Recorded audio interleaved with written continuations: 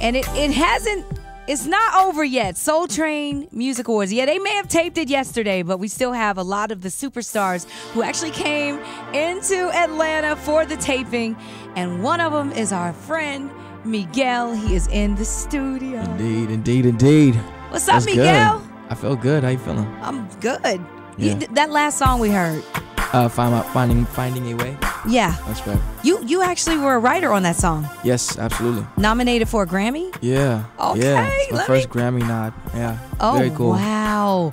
So not only is Miguel like the most amazing performer y'all see, like killing it on stage, but he's a Grammy nominated songwriter. Yeah. Hopefully one day we'll become a Grammy nominated artist. So, I'm keeping my fingers crossed. I think that's next. I hope so. I really do. Miguel's in the studio. Indeed. I know, and it's funny because I was thinking, wow, he's writing songs and stuff. Do you ever I know your father, last time you were here, you told us your father played a lot of instruments, right? My father played the guitar growing up. Mm-hmm. He would always pull it out, during family gatherings and whatnot. He wasn't a musician, you know what I'm saying? But he just loved music, so he would always pull it out. We always had broken instruments at the house because we didn't have much money, but we always were at swap meets. Right. And he would pick up, a guitar, and it would be, it would have 4 or 5, 4 strings. That's enough to get your songwriting on early, though, isn't it? Absolutely. That's how I started with broken instruments. So. All right. So this is like the Miguel takeover. Is it? Let's do it. All right, you ready? It's time. You always got some shades, too, that I want to snatch. You can watch us. We are streaming live. You can watch us, listen to us, but you want to watch us because we cute tonight. V-103.com. And Miguel, he's always got these shades on that everybody like, yo, where you get those? What are those? What you rocking right now? These are Versace today. Okay. Yeah. We like those. So, very cool. Since we friends, we'll talk about that. Miguel is in the studio, V-103.com. To see him live is V103. All I want is you from here to now. It's kind of nostalgic hearing this song. It's crazy to me, listening to this song now. Some people say I don't say they get tired of their songs, but you sing them so much. Has there ever been a time you're like, okay, I got a new song for you, or do you just every time? Nah, I'll tell you. I think it's because every song is written based on a personal experience. Mm-hmm. It just makes when I hear them, I think of why I wrote the song, who I wrote the song about, what I was doing when what I was thinking, how I felt. Did you ever get over this situation? Yeah, I mean, no, just joking, but yeah, I did for a second. For a second. Chest for a second. Yeah, it was cool. Interestingly, the song it's my girl. I wrote the song about her after I wrote Sure Thing, actually, because I wrote Sure Thing right after I cheated on her. Yeah. You what? And she left me. I mean, as she should. Right. And I never wanted to forget what real love felt like, so I wrote Sure Thing. Sure Thing is like a Polaroid of what I feel like love should be, and I never wanted to forget what it looked like, what it felt like, how it smelled, how it tasted, how Especially I wanted when it. You think you lost it, huh? Exactly. So I never wanted to feel like that. So that's why I wrote Sure Thing.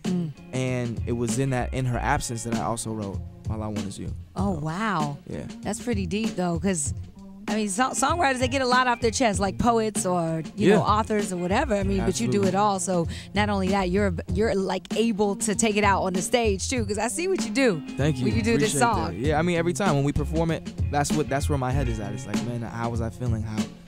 I'm reliving it every time I'm on stage, so it's cool. It's funny because we actually talk about the Mary J. Blige's of the world, and even if which she can sing, but even if she didn't have the vocal, you could feel everything because you just felt like you was living that experience, in there, this wasn't working with this dude and whatever. So I can see how that transfers to the listener.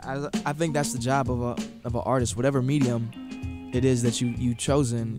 As our artists choose a medium to express themselves and project their perspective. Mm-hmm. And regardless of what medium you choose, I think as an artist, it's your responsibility to remember that it is our emotions that connects us.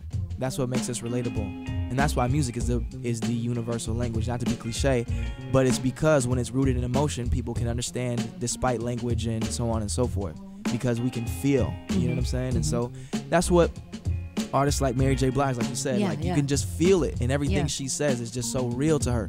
And that's how it's supposed to be. Well, I mean, it couldn't be so bad, because I know that you felt whatever you felt, regret, you know, what was it that you were feeling like, okay, this was a good person, I did this or whatever? I'll tell you, I was in, when I wrote All I Want Is You, I was in Miami, and I was with Salam Remy. It's supposed to be, I mean, this is, it's Miami. It's Miami. It's Salam Remy. I looked up to him for such a long time, listening to the Fugees and different reggae music, and he had been a huge influence, in just me as an artist and shaping who I am and what I want to be and sound like. And so I'm there, I'm supposed to be happy, and for some reason I just couldn't get, this feeling off my chest. And I remember stepping into the studio and him being like, how do you feel?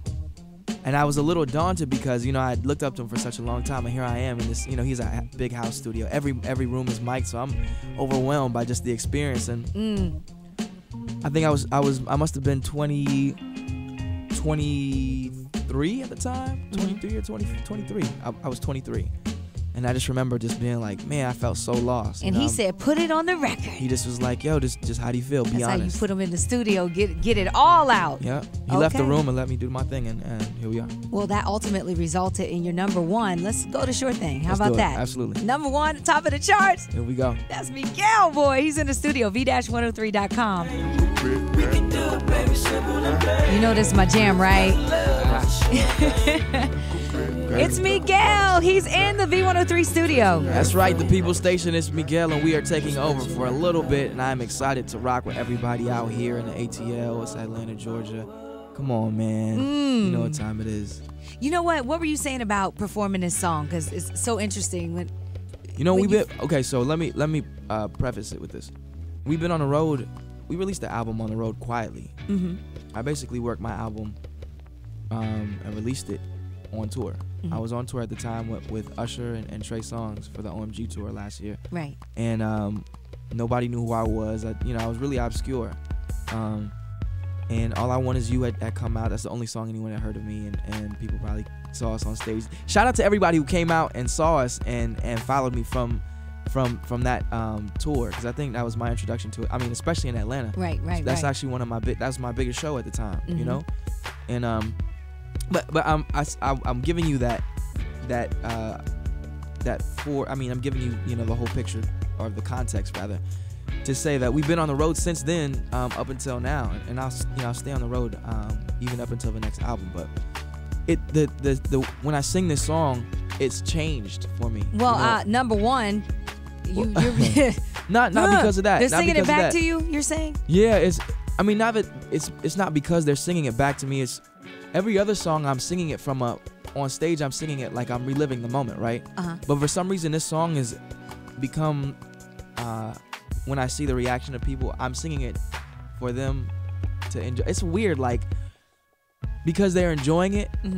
I'm almost enjoying it like a fan with them at the same time. It's transformed for me. Like, it's no longer my song. You know what I'm saying? What is it like? It's so funny when you get all this roster of hits, and you get on stage and everybody is like singing it for you. What does that feel like? Oh, it's love. It's love. Like, do you feel like? I think it's one of the feelings I've wanted my entire life.